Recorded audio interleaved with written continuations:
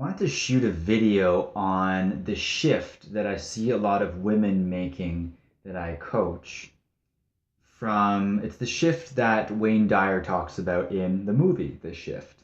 So if you haven't seen it, start there as well. Hopefully this video will get you more interested in this shift in priorities, essentially, that men make in a different way than women. And I've just been working with a lot of women recently, helping them make this shift because it's a big transition from your number 1, 2, 3, 4, 5 priorities in life, making a switch. So let's see what they are, first of all, so you can understand where I'm coming from, and then also how I see people making this shift, and why that's difficult and how we can make it easier on ourselves during that process. So the number 1 priority before the shift for women is family and taking care of people. And the important thing to realize too as we make this shift is that neither is wrong or right. It's just a natural progression of our own evolution. So do not judge like, am I making the shift? Am I not making this shift? Is that right or wrong? That's not the point here. The point is to understand where we are in our life, and if we're wanting to learn or grow or transition or become better, how can we do that more easily? And this type of information definitely helps us do that. So that number 1 priority from family shifts to personal growth. Now, why is that? Because oftentimes as women, we are raised to take responsibility, to take care of other people around us. Our kids, our husband, our family, our parents as well. Sometimes people ask for us to take care of them. Some people we take care of without them even asking us. Then there's also pressure from friends as well to start drawing these boundaries between who I am, what I need, what I want, and what I'm actually responsible for, and stop trying to protect others all the time. Because in the protecting of others, it's not to say that it's bad, but oftentimes we disempower ourselves by worrying for other people who never asked us to. So that's a really hard transition to make for a lot, or challenging transition to make for a lot of women, because people around them have been used to being taken care of. Like husbands, like kids, when they reach a certain age, they have to start fending for themselves. And then also permission to disappoint others becomes very important here, because as we begin to take responsibility and tune into our own needs, what do I need? What do I want? So someone comes to us with a demand or with a need or a desire, and usually it's, oh, okay, how can I protect? How can I fix? How can I help? And what we're switching that reaction to, okay, I hear what you need, now let me check in with myself. Because oftentimes we just get run over and exhausted because we never do that self check-in. It's always, what do others want? And we're the only ones left out. So it's this realization that, oh, I don't have to be strong all the time. I don't have to control all the time. And oftentimes these women are softening into being vulnerable, into letting themselves feel what they've had to put aside for so long, and saying, I need to start putting up some boundaries of where I end and where you begin. It's not saying that I don't care anymore. It's not saying you're a bad person. It's saying I just need to take care of myself, because if I don't take care of myself, I can't take care of you in the way that I want to. And oftentimes we end up getting angry or edgy with others. Why? Anger is a fear oftentimes. Anger is, I'm not being taken care of myself. And so I project that hurt and that pain of not paying attention to me onto other people.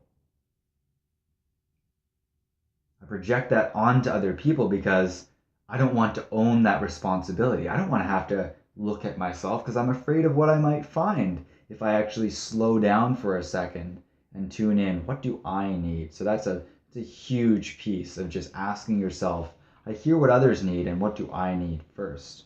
So let me just list out the rest of these so we can just have a broader conversation about all of them and the women that I see making the shift and why specific things are important, like forgiveness.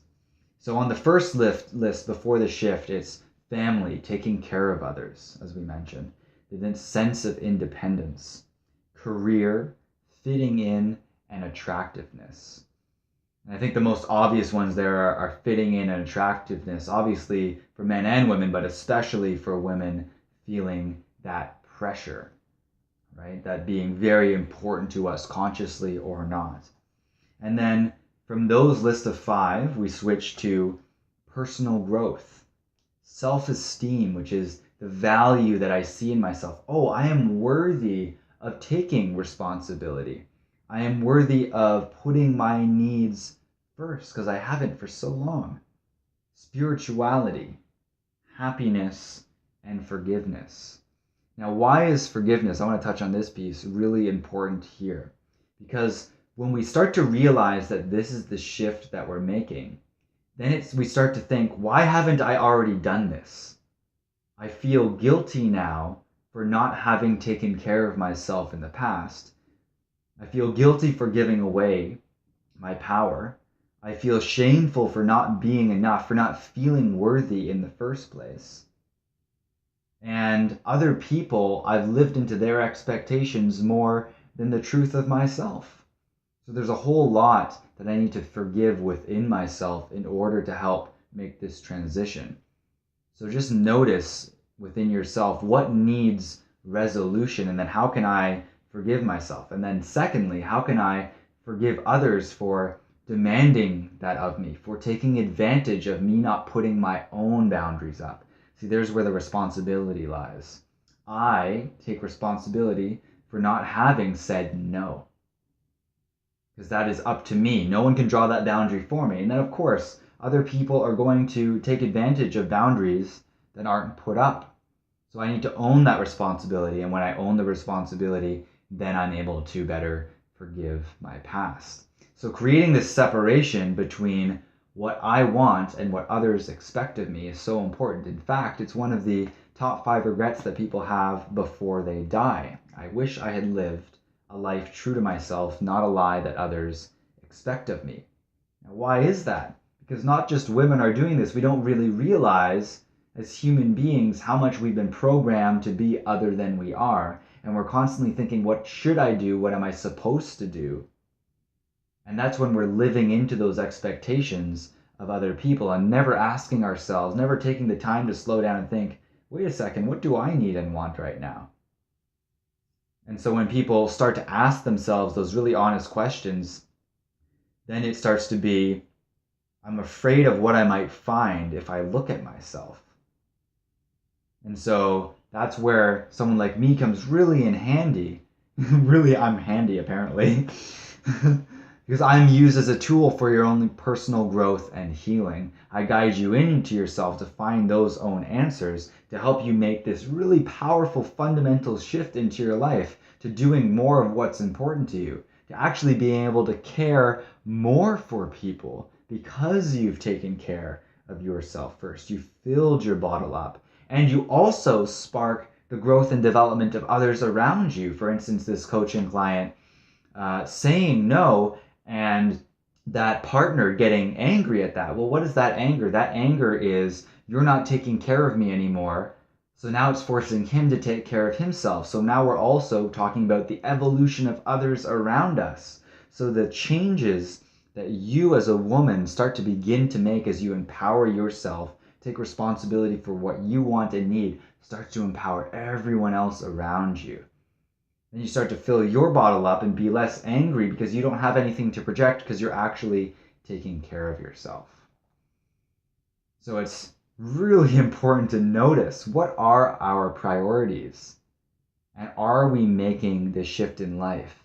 As Dr. Wayne Dyer says, from the morning to the afternoon of our life, because what once worked in the morning will not serve us in the afternoon of our life. So for that next level, what do you need most? And how are you going to create that change in your life? Maybe you have a friend, maybe you have a colleague, maybe you have your partner. Oftentimes people find that it's hard to go to those people. So people come to me because this is what I do, and I'm a third party to your personal and professional life. So people share things with me that they can't share or don't want to share with anyone else. So if you want any more information on this, check out some of my other videos, my blog posts, YouTube channel, True Inner Work, my website, briantohanna.com, and just ask me questions.